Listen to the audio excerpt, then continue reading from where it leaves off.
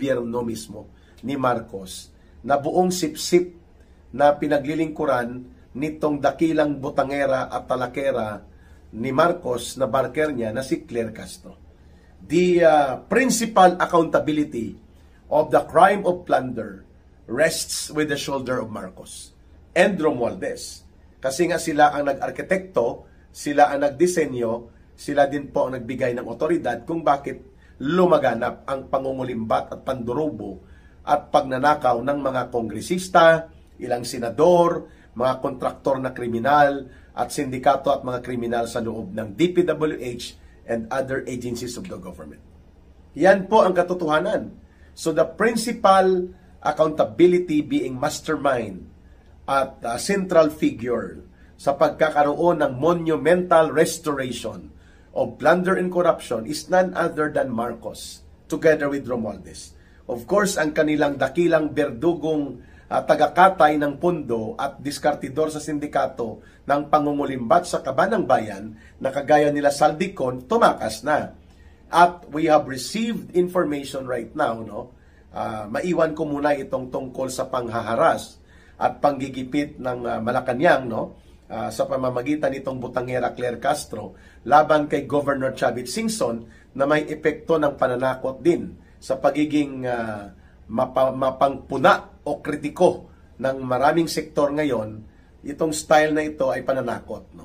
Pero itong isang berdugong matador, pag sinabing matador, butcher, tagapagkatay ni Marcos at ni Romualdez ng kanilang ginawang pangungulimbat at pangungurakot sa kabanang bayan, tumakas na po si Saldico.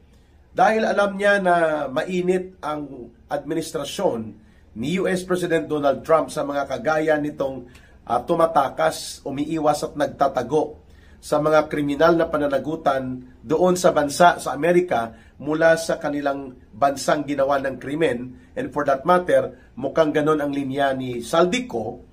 We have received information kagabi na naispatan si Saldico na naghahunting ng mga bibilhin o long-term lease na bahay na magagara sa France, sa Paris. Okay? So, wala na daw siya sa Estados Unidos. Dahil wala naman pong lookout bulletin at hindi naman talaga hinahanap ni Marcos at ni Romualdez itong si Saldico, there is no confirmation to that na tumakas na si Saldico papunta sa France. At ito ngayon ay bine-verify pa ng ilang mga independent Filipino sources abroad sapagkat nanggaling po ito sa expatriate, respetadong Pilipino na nagsasabing nakita nila by their own eyes doon sa Paris, France. Si Saldico kahapon or 2 araw na ang nakakaraan. At ito nga ay kumalat. So, ano ngayon ang hakbang ng gobyernong Marcos kung seryoso talaga ito upang tugunan ang panawagan ng hustisya at pananagutan sa mga naganap na pandarambong sa mahigit 1 trilyon pesos na dinambong, ninakaw at dinurobo ng grupo nila Saldico at Martin Romualdez at mga kontraktor na kriminal, sindikato sa DPWH at malamang sa malamang pinakinabangan din ni Marcos Jr. Anong hakbang ninyo? Anong hakbang ng gobyernong ito para ipakita ang sinseridad na dalhin sa katarungan at hukuman ng hustisya at batas itong si Saldico kung hindi naman siya hinahanap, hindi nga siya sinampahan ng kaso at wala ngang pag-initiate ng court petition ang Anti-Money Laundering Council upang ipa-freeze at ipakumpiska sa korte kaagad upang hindi na magagalaw ni Saldico ang kanyang mga bank accounts at ng kanyang pamilya, immediate family, Wala din pong paghahabol sa kanyang mga properties, ari-arian, mga helicopter, mga eroplano by the hundreds of millions to billions of pesos ang halaga. Pati po sa mga bahay at sasakyan na mamahalin, lahat ng ito po bilyones ang worth ni Saldico. Hindi siguro bababa sa mga humigit kumulang 80 billion to 100 billion pesos ang worth ni Saldico, mga kababayan. So, paano yan? Saan napunta ito? At anong gagawin ng gobyerno dito sa 100 billions na mga pondo na malamang sa malamang po, ninakaw ito sa kaban ng bayan? There is no concrete action about that. Kahit pa lumalabas ngayon in public discussion na si Saldico tumalo na mula sa Amerika papunta sa Paris, France. Sa Europe, no? Kung saan mahirap ang pagsasagawa ng extradition, lalo na sa mga bansang wala tayong extradition bilateral treaty. Ibig sabihin, pag may mga kaso, nagkakaroon tayo ng coordination and law enforcement, sharing of operational advantage to both countries, no? Para habulin, hulihin, o kunin ang kustodya ng mga fugitives and criminals na nagtatago sa mga bansa dyan sa Europa. Sa Amerika mayroon tayo. Ito ngayon ang tinitingnan ni Saldico na alam niya na iinitan siya sa Amerika kaya siya nag-iskapo itong si Boy Takas, no? Pero kahit tumatakas siya, naiwan naman po dito mga bahay, mga sasakyan niya, ang resort niya na Mississippi Bay at iba pang mga ari-arian niya by the hundreds of billions. Pwede po ito ipakumpiska ng gobyerno. At simula na po ang forfeiture and seizure cases ng Anti-Money Laundering Council on the ground of, pwede mahulog po ito sa financial crime, plunder, and then, or economic sabotage. Kasi kapag ninanakaw mo ang napakalaking pundo ng bayan, ang epekto niyan ay sinasabotahin mo ang buong ekonomiya ng bansa. No? Kaya nga, dapat habulin, singilin at litisin at papanagutin itong sila Saldico, Dong Gonzales, itong sila Martin Romualdez, kasi patakas na rin ito si Martin Romualdez, no? At ang pinakapunot dulo niyan, si Marcos.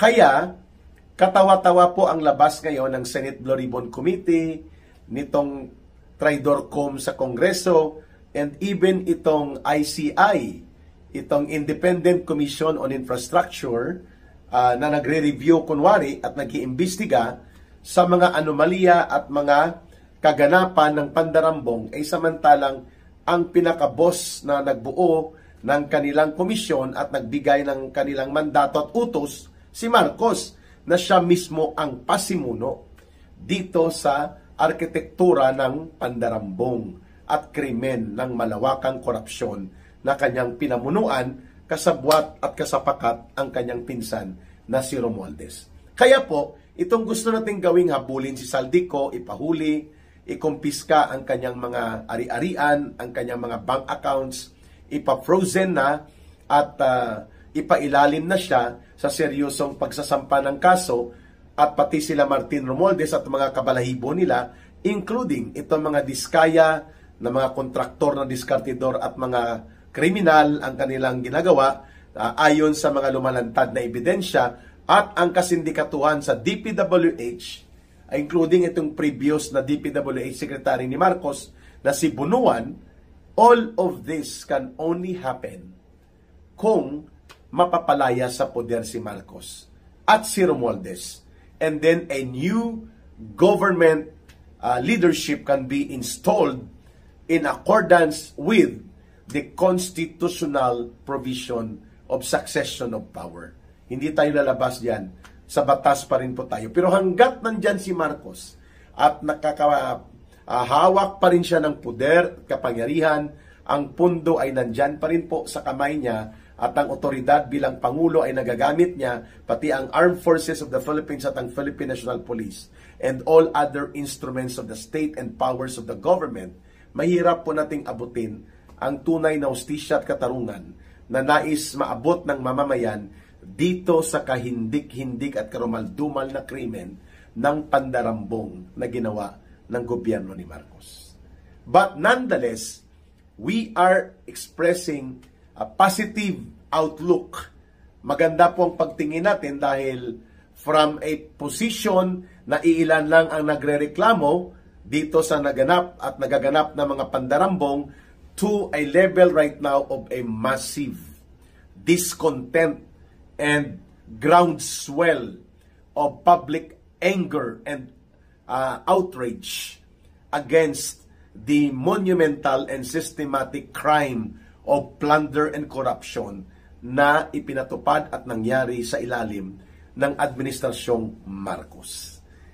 Positive na po yan, ano? Kung bubuuin ang kumilos sa buong bansa, the other day, September 21, ay aabot sa 1 milyon na mga tao all over the country. Ang kumilos, tumuligsa at nanawagan na tigilan at papanagutin ang mga may sangkot at may kaugnayan sa korupsyon at pandarambong.